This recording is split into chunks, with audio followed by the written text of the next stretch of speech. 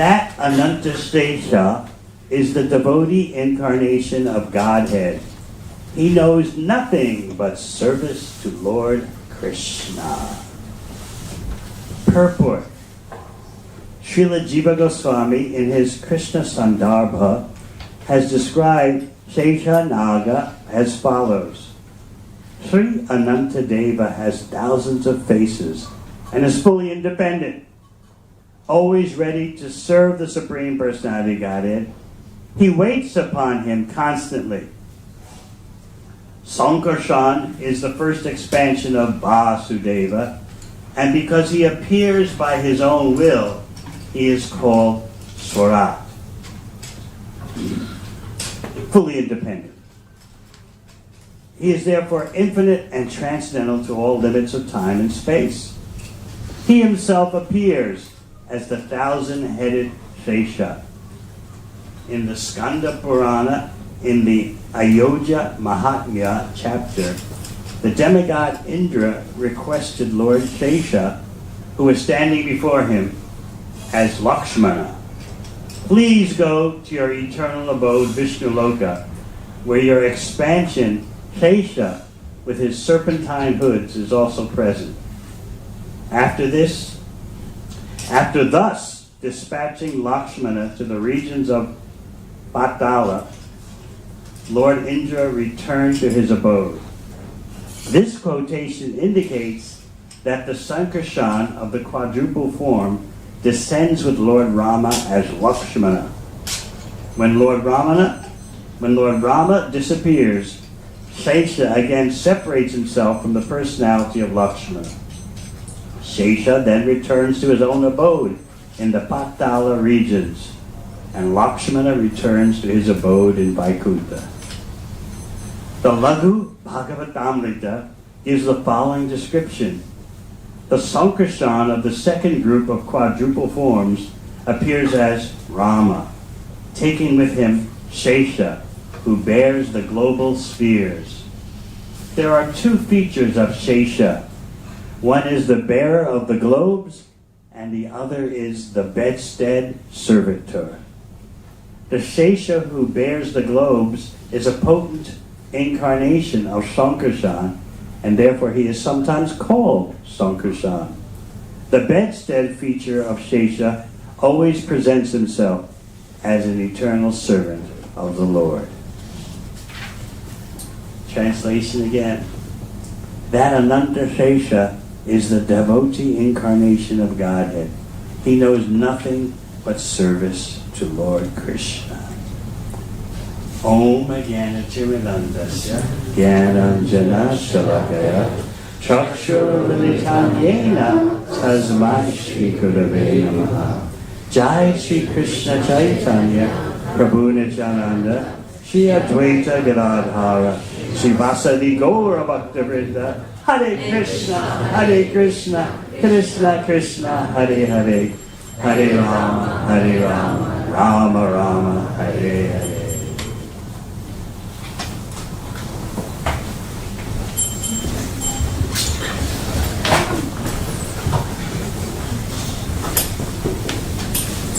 How glorious would it be to know nothing but service to Lord Krishna.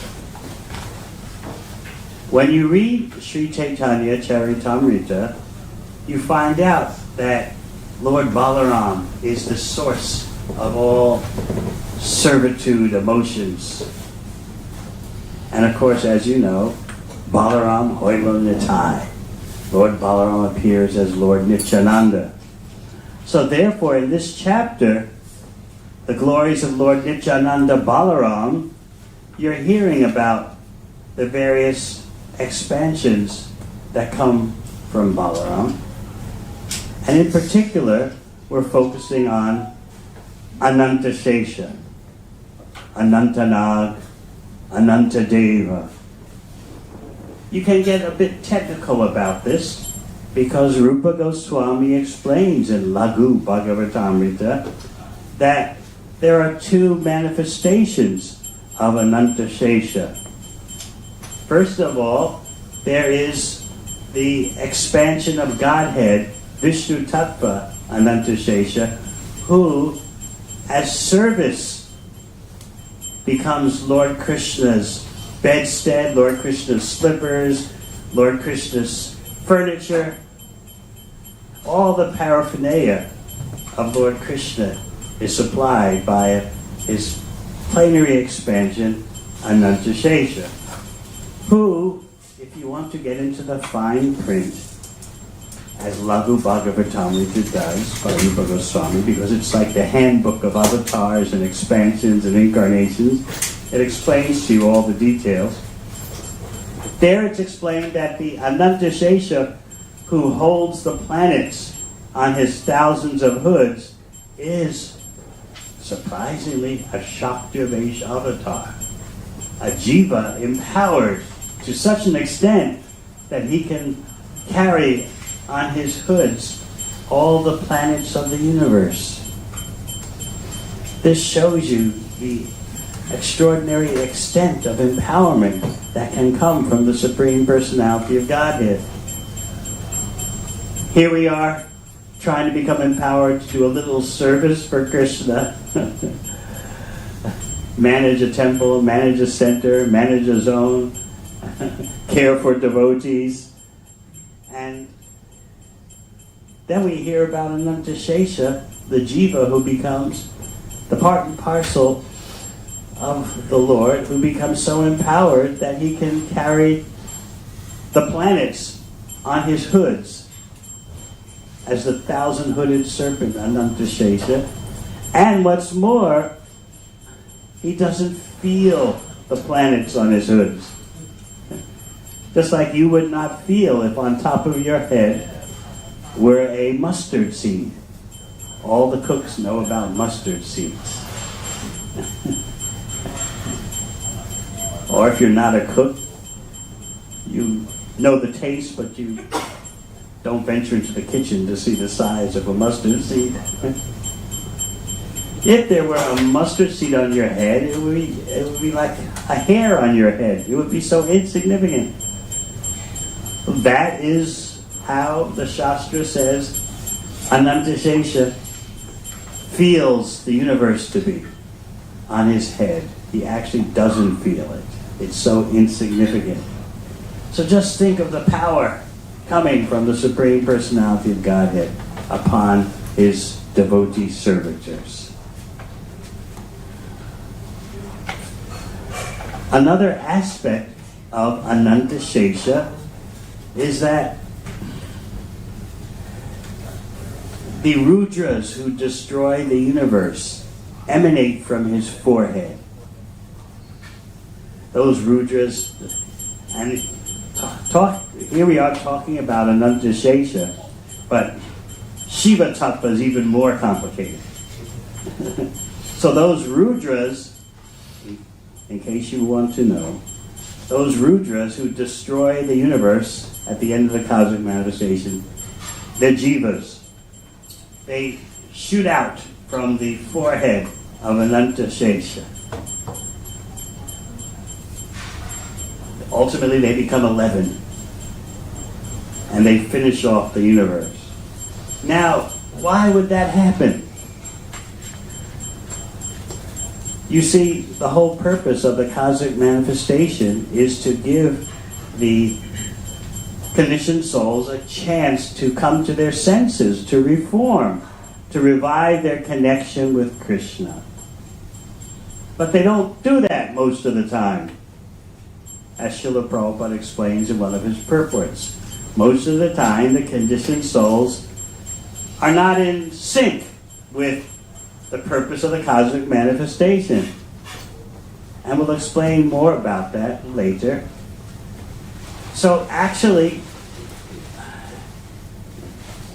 early in the history of the universe, Anantashesha is ready to get angry and release the Rudras. But he says to himself, this is the time of maintenance of the universe. It's not the time yet for destruction.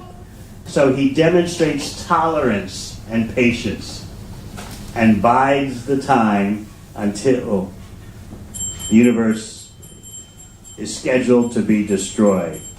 So by Anantasesha's doing that, by his restraining his anger, he's demonstrating the sublime qualities of a devotee. These conditioned souls are violating the purpose of the universe, but I'll hold off because it's not yet time to show them the results of their rebellion. I'll hold off until the scheduled annihilation, and then I'll release the rudras from my forehead. I can just see Kavi Kanapur doing a play about this. They shoot out from the forehead of Anantasesha and destroy the universe. So this makes us think, what is the purpose of our being here? But we don't think that generally as conditioned souls. We think, when will I get my happiness, whatever way? When will the world please me? When will others satisfy me? When will I get what I want? We don't think how the purpose of this universe is to become synchronized with the desires of the Supreme Personality of Godhead. We don't dare to think that our perverted mentality is the source of all the problems in the world. We want peace, love, and happiness without being synchronized with the Supreme Personality of Godhead. Now, someone may say, well, many religions say that. They say you have to get right with God, and then you'll have health, wealth, and prosperity. So what's the difference between the Bhakti Yoga, the Krishna consciousness, wisdom, and what so many religions are saying? You've forgotten God, love God again. There is a big difference. Of course, we approve of anyone who points people in the direction of the Supreme Personality of Godhead, if they do that honestly. But where is the knowledge of the Supreme Personality of Godhead? How do you know what is the personality of Godhead? The qualities, the activities, the names, the forms. Otherwise, you're giving people direction to the general vicinity of something. That's like my saying. Somewhere, you don't know where London is, but I can tell you, somewhere in Europe there's London. Now, I'm right, yes, I am correct. But you got a big job trying, if you know nothing about Europe, and I just say somewhere in Europe there's London, that doesn't give you precise accuracy by any means. So therefore, when religious preachers exhort, remember God, love God, obey God, they're pointing you in the general vicinity, which is laudable, but the target has to be much more specified. If there's actually going to be a chance for us to escape the clutches of the illusory energy. So this is the difference between the Bhakti Yoga wisdom and so much that goes on in the name of religion. We need the specifics. You can't downplay the specifics. Sometimes people equate vague concepts of the ultimate with understanding Krishna. They equate knowledge of, or not even knowledge, notions of the whatever. That is equated with Krishna Tattva, the science of Krishna. Okay, you people here, you're interested in Krishna, we're interested in the whatever, it's all the same, you know? In other words, for us as devotees and for our audience, it is very important to understand the science of Krishna. the details make the difference. Because conditioned life is all about variegated details of personality, individuality, forms, qualities, activities. Why would we deny that in the ultimate reality? So if there's going to be effective spirituality, then comprehensive, profound, and precise knowledge of the Supreme Personality of Godhead must be delivered. But in order to understand that knowledge, you have to change your lifestyle. And that's a big problem for many. In other words, Bhakti Yoga is not simply a religious belief where you just acquire a set of beliefs and that's it. You're saved. No. Bhakti Yoga is about lifestyle transformation so that your consciousness becomes clear, purified, allowing you then to be competent for understanding the Supreme Personality of Godhead. What causes the pollution then? What causes the problem in our understanding? People can say, all right, you believe in Krishna, someone believes in this, someone believes in that. So, what's the significant difference? They think the main point is that you should believe in something. Believe in something, whatever. And if it helps you get through the day and night, good on you. So therefore, whether you believe in cricket or surfing or Krishna, it's all about giving you some traction, giving you some traction in life, some ability to walk forward. It doesn't matter where that ability comes from, just walk forward. And the universe will take care of the rest. So this is all, these notions are due to impersonalism.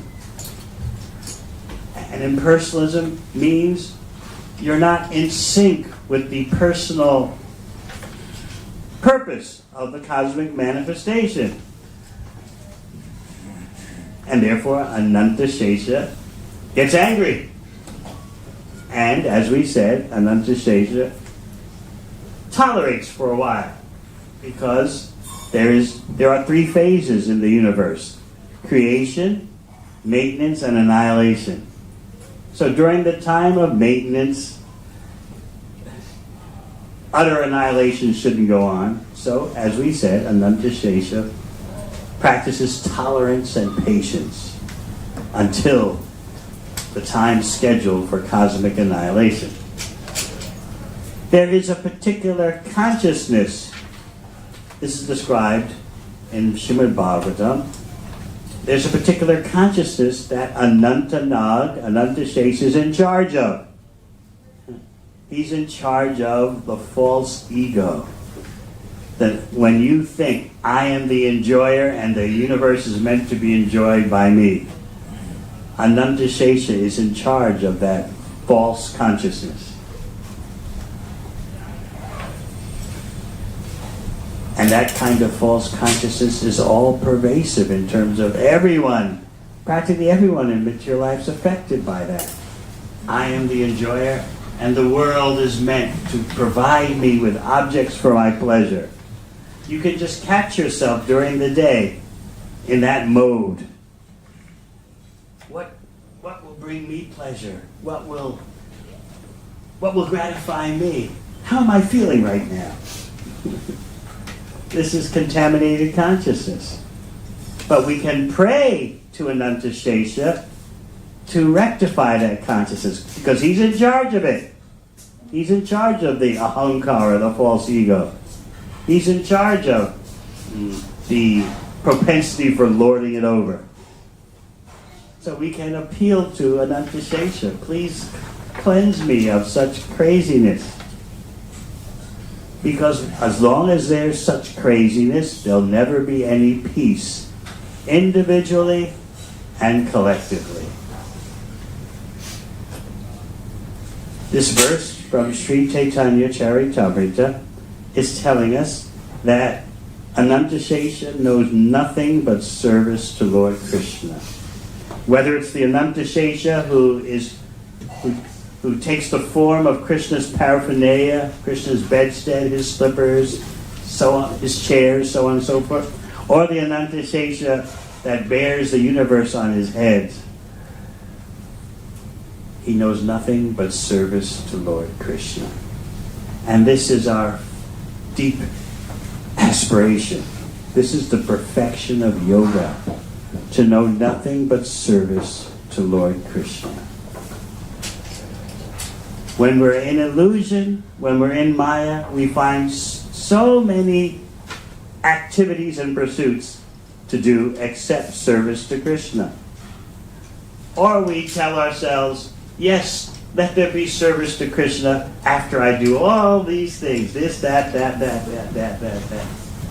And we can just see in ourselves how we procrastinate, how we push off service to Krishna. And we can do that even while chanting Hare Krishna. If we're not chanting with attention, we then forget that when we're chanting, we're calling out for service. We just snap into very dull consciousness. Of course, some chanting in dull consciousness is better than no chanting. But we just think, I'm just vibrating this mantra and that's that. I've got to do it. We forget that we're calling out to Krishna for service. By remembering that, we're appealing. We're crying out for devotional service. Our chanting becomes more heartfelt. But if we think, I've got so many other things to do, necessities in life, before the luxury of chanting, before I do the luxury of devotional service, then we've missed the point.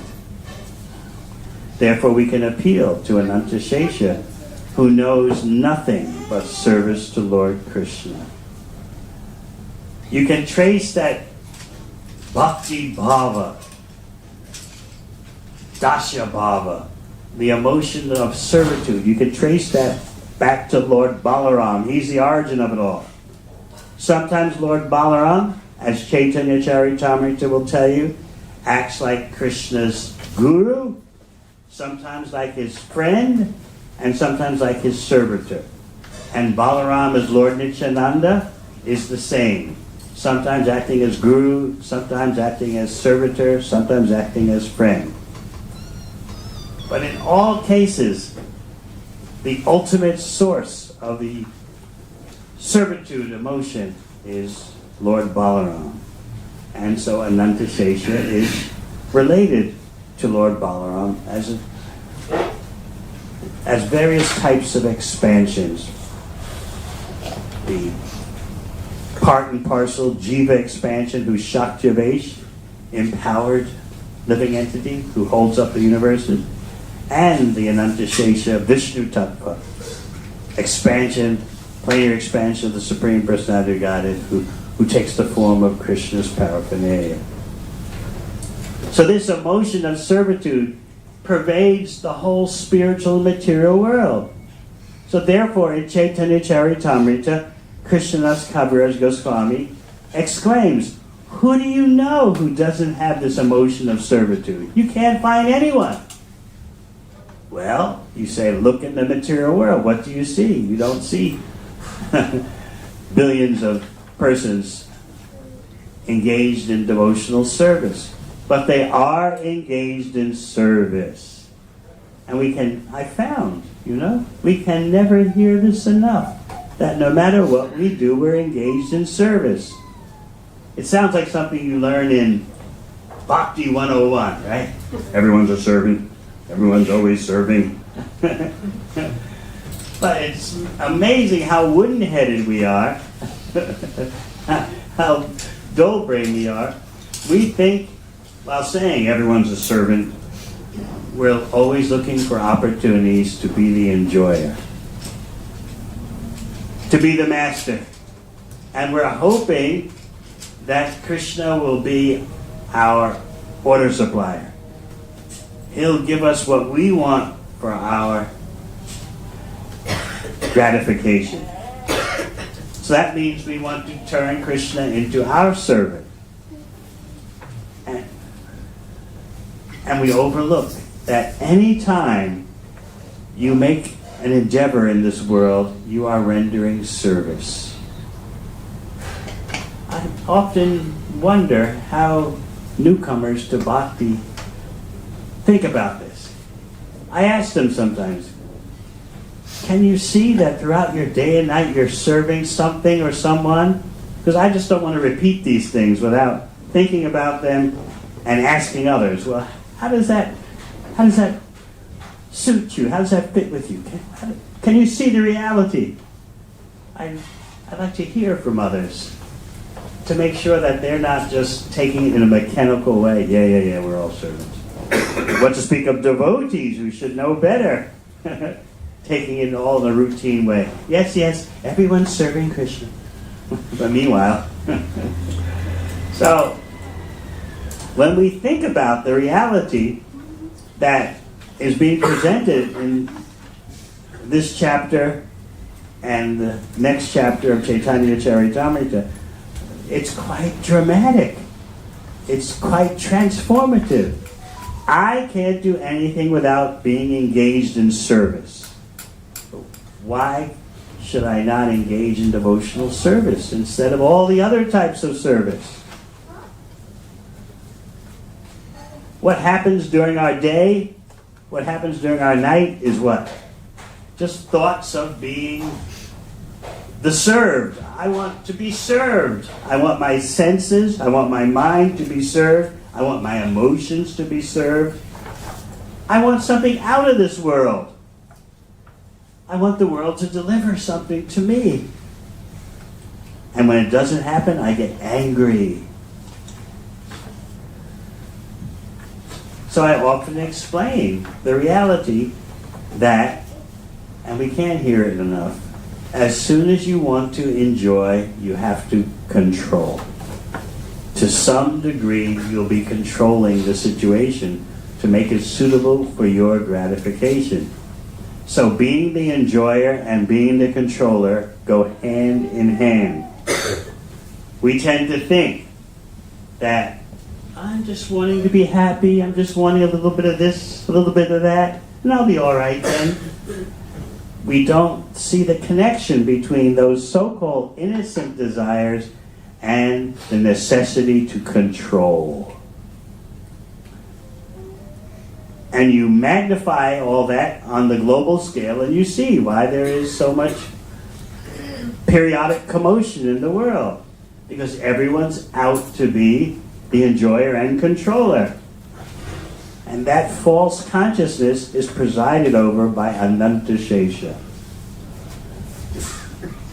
And Anantashesha knows that the purpose of the universe is something else. Therefore, he's getting angry, but he's controlling his anger. But ultimately, at the end of the cosmic time, Rudra, coming from Anantashesha, takes care of everything. So we're getting a cosmological perspective to our sociology. The Bhagavatam is not simply teaching us about the sociology of interpersonal human affairs. It's teaching you about the sociology of the cosmos. What's the purpose of the universe? Why is it still around? Why is it existing? It's a very motivating vision for you to see, for you to think that Anantashesha's waiting, he's getting angry, but he's controlling himself. What are we doing about our harmonizing with the true function of the universe? So in this way, by hearing from authoritative sources, you actually understand what's going on in the universe. So you might, if you want to be skeptical and trapped in mundane consciousness, you would say, well, what's this about 1,000-headed serpent? And each universe rests on one of his hoods, and he doesn't even feel it. And you heard in the previous purport how the Lord of Swadhyadweep expands himself as Shesha Naga, who sustains all the planets upon his innumerable hoods. These huge global spheres are compared to grains of mustard residing on the spiritual hoods of Shesha Naga. The scientist's law of gravity is a partial explanation of Lord Sankarshan's energy. Because we're impersonalists, we're tainted by impersonalism, we immediately think, well, that sounds really mythological, it sounds really just like folklore.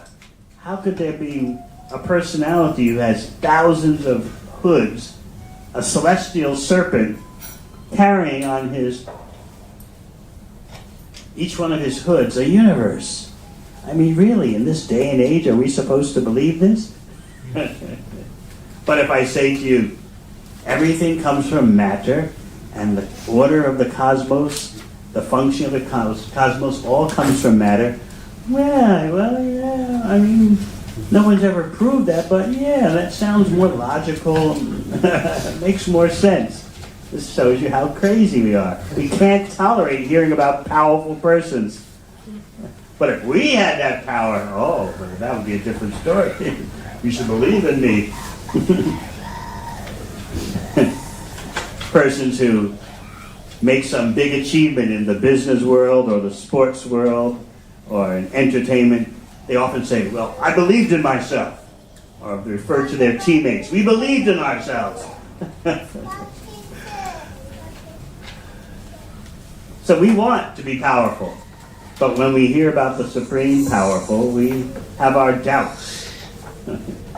How could everything come from personhood?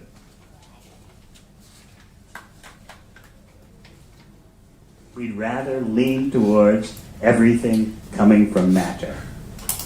We accept that mythology, that matter can do inconceivable things in this universe. We'll more lean to that direction. Not that we'll completely accept it, because it's never been demonstrated, it's never been proved. But it sounds more feasible, yes? Whereas hearing about these extraordinary personalities, I have my doubts. So how do you get through this syndrome? By hearing from authorized sources. Gradually your consciousness becomes purified. So we're hearing about Anantashesha in the most authorized way, through parampara, and therefore we have entrance into the subject matter. Remember in Bhagavad Gita where Krishna tells Arjuna, Bhaktosi me sakha cheti rahasyam yetat uttamam. Arjuna, you can understand this incomprehensible science of bhakti. Why? Because you're my devotee and you're my friend. So if you're in mundane consciousness, you'll say, well, big deal that someone's Krishna's devotee, Krishna's friend. Anyone can just understand something regardless of their lifestyle, regardless of their consciousness. Just give me the information and I'll understand it. But Krishna says no. Your attitude directly influences what you perceive, what you can understand. Therefore, our attitude, our consciousness to harmonize with the true purpose of the universe is all important in our ability to understand Anantashesha and all the aspects of the avatar science. So Caitanya CAritamrita is convincing you in these chapters, chapter 5 and chapter 6, it's going over all aspects of the material and spiritual world. I'm pointing out to you, everyone has this propensity of service. Everyone is rendering service to Krishna. And therefore, as we said, Kaviraj Goswami trumpets. He's blasting the Siddhanta, the conclusion. He's broadcasting. Who do you know that's not engaged in service to Krishna?